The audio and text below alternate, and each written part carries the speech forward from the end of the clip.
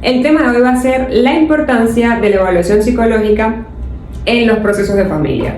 Generalmente la gente tiene como una idea, una concepción de cuando se va a atención, vas al loquero. Estamos cambiando ese paradigma, ese positivo. Va a poder determinar a través de diferentes herramientas, instrumentos, una situación que se esté dando y tiene que ver con todos estos procesos, valga la redundancia, de guarda-crianza, divorcios, patria potestad. Evaluación psicológica como tal ya se siente más formal. Entonces, es una pieza fundamental dentro del proceso. Se establece una entrevista con cada uno de los miembros del núcleo familiar, de la familia, para poder detectar, o sea, conocer, ponernos en contexto de sobre qué está sucediendo. Exploramos sobre diferentes temas, sobre el genograma, por ejemplo, para ver cuál es el origen de cada uno de los miembros de la familia. De manera individual, se aborda un poco sobre cómo se dio ese primer momento, ese conocimiento de las partes, en este caso papá y mamá. Posteriormente pasamos a describir o ahondar, a explorar sobre la problemática que los lleva. Por ejemplo, esto necesitan ver la capacidad de los progenitores de mantener una crianza o a ver qué vínculo tienen los niños con cada uno de sus progenitores, o también se puede evaluar en función a la adaptación del niño a la situación actual, al contexto de la situación actual de la familia. Se puede evaluar también si existe alguna patología dentro de alguno de los miembros de la familia, o incluso también si hay alguna situación que se esté dando dentro del contexto familiar, dentro del núcleo familiar, que esté afectando al niño, procurando siempre velar por el interés superior del menor, que es realmente el sujeto que tenemos que preservar. A través de las evaluaciones estamos llamados a identificar situaciones de riesgo en las cuales se encuentre el menor. En el tema puntual de la protección del bienestar del menor, tenemos que velar de que el niño cuente con todas las necesidades, que sus necesidades básicas sean resueltas, se estén dando, ¿sí? En cuanto a alimentación, atención, escolaridad, etcétera. Eso es fundamental. Valoramos también el impacto emocional de la separación, qué tan afectado esté el niño y cómo esa afectación incide, ya sea en su desempeño escolar o en su desempeño social, en sus comportamientos, y cómo está gestionando sus emociones. Dentro de las recomendaciones puede que esté asistir a terapia, trabajar ciertos aspectos fundamentales o específicos más bien que se requieran tanto en el niño como en el adulto. Hay una frase que yo siempre repito, y es el tema de que podemos ser expareja, pero no vamos a ser expapás y expamás. Excelente. Entonces vamos a ser padres para toda la vida, por el resto de la vida de la criatura. Entonces, sí o sí, tenemos que procurar llegar a acuerdos, tenemos que procurar sanar para poder que ese objetivo que tenemos en común, eso que a las personas le vincula, que es el hijo o la hija, esto pueda crecer de manera sana. Los padres se separan y pareciera que no solamente se separan de las parejas, sino se separan de los hijos. Y es como contradictorio porque ese rol de padre no muere. Los niños no se quedan pequeños, o sea, ellos crecen. Ellos sacan sus propias conclusiones y ellos luego viene la parte del cuestionamiento. Ahora que mencionas eso, me recuerdas el programa de hace 2 semanas que justamente hablábamos de eso, el compromiso, la importancia de que se involucren los padres en lo que es la parte de la educación inicial. Entonces, el niño, siempre y cuando, lo mencionas, ¿no? Siempre y cuando se le muestre ese clima de seguridad, esa protección, bien. Ese es un error que se comete muy frecuentemente, procurar ocultarle o sacarlo del proceso. Sí, los niños son los primeros que detectan.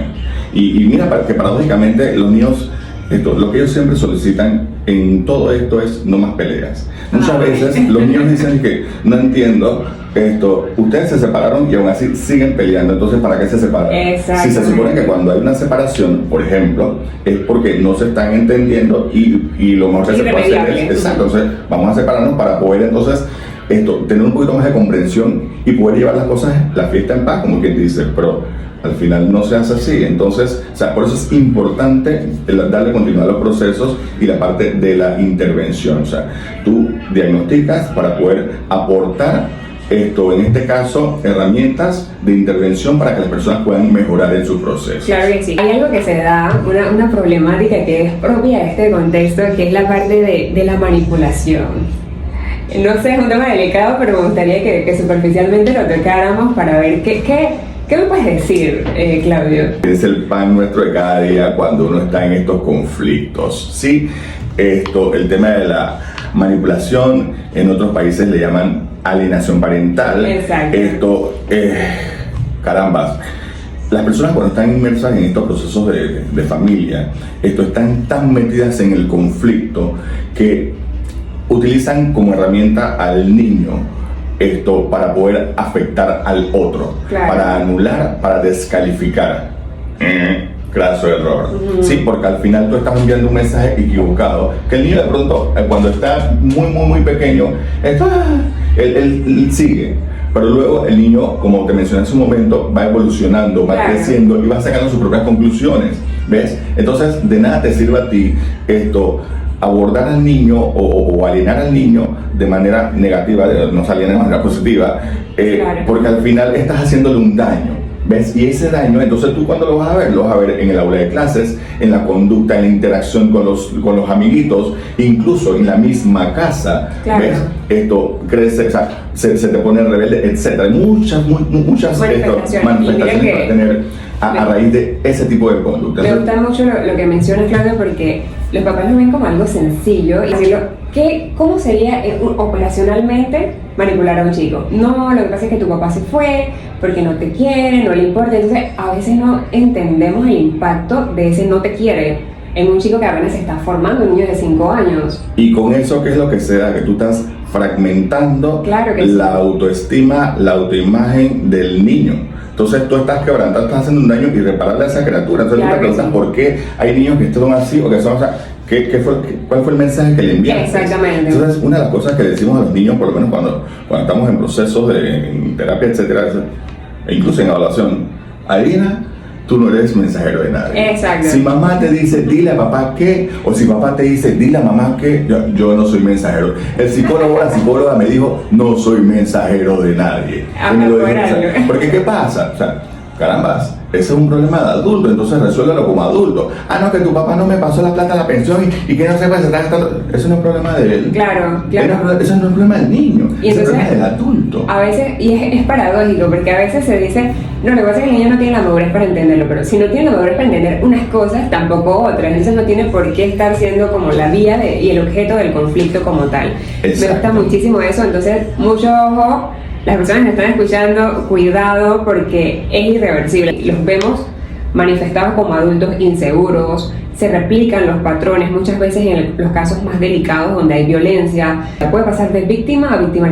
Saquen a los niños de eso. O sea, no pueden tenerme a los niños en eso porque están haciéndole un daño. Ustedes, si no se pueden entender entre ustedes, para eso ustedes tienen abogados. Entonces, entiéndanse con los abogados. Si ustedes no son capaces de, por ejemplo, de llegar a acuerdos por algo que es por el bien común y tienen que ir a una tercera persona, en este caso un juez que desconoce totalmente cómo fue que se dieron las cosas, entonces ni modo, si no pudieron llegar a acuerdos para eso, entonces remítanse a manejarlo todo de manera legal. No es lo que debería ser, porque eso es judicializar la crianza y la formación del niño o de la niña. Pero bueno, si no queda de otra, lamentablemente hay que acudir. En algún momento de la existencia, antes de los conflictos, ustedes se llevaban bien y ustedes habían cosas que compartían en común. Entonces, vamos a tratar de que en el interín de esas cosas buenas, puedan llegar a acuerdos por la criatura y para llevar la fiesta en paz. Porque, repito, el rol no desaparece, no se detiene. Por más que la persona a veces quiera decir que ¿sabes? Me voy a desconectar. Falso. Falso. No, y mira que hablando un poquito ahí de eso, la gente se desconecta porque es una realidad, no podemos taparnos los ojos, no podemos tapar eso con un dedo, es una realidad. Mucha gente se desconecta, pero vamos, eso persigue. Porque en algún momento de la vida, o sea, no es como que la criatura llegó sola al mundo, o sea, ya sea papá o mamá, porque también me gustaría que mencionaras sobre eso en base a tu experiencia. A veces creemos que solamente es como, se va el papá y deja a la mamá. No, también hay casos donde la mamá se fue y quedó el papá ahí, o sea, tal vez por el estigma y el rol social que tiene el hombre no se identifica tanto, pero también sucede. Cuéntanos sobre eso, en base a tu experiencia, ¿qué has visto tú? Vínculos, los vínculos. Digo, naturalmente, siempre el vínculo materno va a ser más fuerte. Claro. Esto, obviamente, por todo el tiempo de gestación que permanece la criatura en el vientre materno y todo esto. Sin embargo, eso no exime de responsabilidad al padre. Claro que no. Que juega un papel sumamente importante porque esto de que solamente por la mujer es la que tiene que criar, vamos, ya eso quedó en el siglo pasado. Eso es historia. Sí. Eso es historia. Hay que asumir responsabilidad. Y una de las cosas que siempre les reitero a las mujeres, que precisamente tratan de a través del niño hacerle daño al hombre, amiga. Sí, o sea, cuando estamos en confianza, amiga, esa criatura no se hizo sola. 1, 2. No es justo, vamos a lo justo, que tú asumas toda la responsabilidad y tú le pongas la carga fácil a la contraparte. Claro. O sea, hay un tema de coparentalidad responsable y los niños tienen papá y tienen mamá. Total. Eso de que yo soy mamá, papá, eso no existe, ni esa dualidad no existe. Hay papá y hay mamá y cada uno tiene una función, un rol definido dentro del proceso. Entonces, el niño, o sea, tiene su necesidad, y ese es no solo la necesidad, ese es el derecho del niño. Claro que sí. Conocer a su papá y a su mamá, mantener las relaciones y los vínculos afectivos tanto de su papá como de su mamá. O sea, entonces tratar de anular una figura o la otra, eso es un error garrafal. Claro que sí. Sí, porque entonces vienen los vacíos de adulto que no entendemos y no comprendemos por qué pasa esto, eso o aquello en la adultez de las personas. Un niño que fue criado de esa manera luego repite ese patrón y bueno, no todos tenemos la oportunidad de llegar a donde un profesional que nos oriente y nos aclare. ¿Y qué crees que sucede? Se vuelve y se repite ese patrón generación tras generación y a veces se va haciendo como una costumbre, una mala costumbre de hecho, porque no, pero lo que pasa es que yo lo hice así. Yo agarré y me fui, me desentendí, entonces mi papá lo hizo conmigo y aquí todo y no me pasó nada. Y más normalizado no puede estar. ¿Cuál debe ser el objetivo de aquí en adelante? Romper los ciclos. Normalizar la atención, normalizar la búsqueda de ayuda, normalizar que si yo necesito esto o algo me está afectando, yo puedo acudir o debo acudir o voy a acudir a donde un profesional de la salud mental para que me pueda ayudar en el proceso. Claro que sí, para que me pueda explicar del por qué esto funciona de esta manera y me pueda ayudar a hacer los cambios que se requieren para ser mejor persona. Claro, calidad de vida. Exacto, al final de eso es lo que se trata, de ser mejor persona, mejor ciudadano, mejor papá, mejor mamá. Me gustaría que hiciéramos algunas observaciones respecto a los padres. Ya nos dieron como un panorama, un diagnóstico, una devolución de qué es lo que está pasando, cuáles son las áreas en las que tenemos que afinar, ¿verdad? Entonces, acudir en búsqueda de una ayuda para poder abordar cada una de esas cosas que nos están afectando y que son reales. Ojo, porque eso no es ficticio.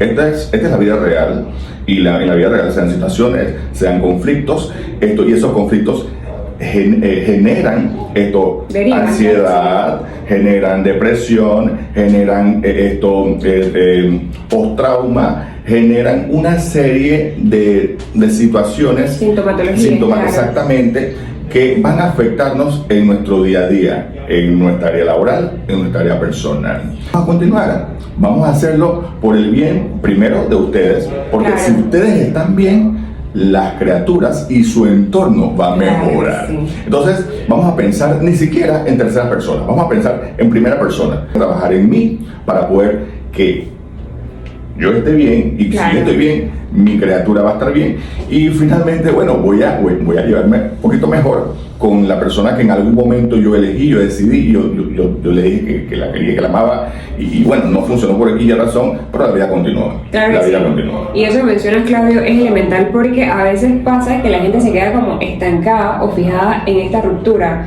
y pasan años, pasan 10 años, 15 años y se sostiene el conflicto y es una cosa impresionante. Imagínate psíquicamente la energía que esto demanda, o sea, y no lo visualizan y la gente dice, lo que pasa es que tengo cefaleas, tengo unos dolores de cabeza, tengo migraña, tengo esto otro, pero no te estás dando cuenta que el origen está en eso, o sea, vamos somatizando con el tiempo todas esas afectaciones. Entonces definitivamente que hay que buscar ayuda, sin pena, hay que hacerlo. Todo por el bienestar de uno como persona y de los que están en nuestro entorno. Bueno, Claudio, muy agradecidos de verdad nosotros con tu participación en el programa. Seguramente te vamos a volver a invitar acá.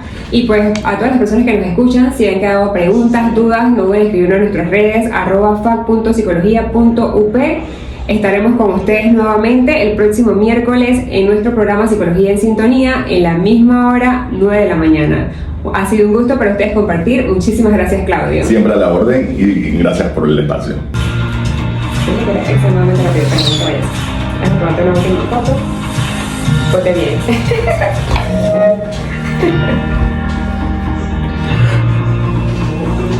Hasta aquí su programa Psicología en Sintonía por Radio Estéreo Universidad. Bueno, de verdad un gusto. Gracias, Claudio, por este evento con el otro evento. Se quedó. ¿Qué le pasó? Yo creía que estaba viendo por eso. ¿Qué le pasó?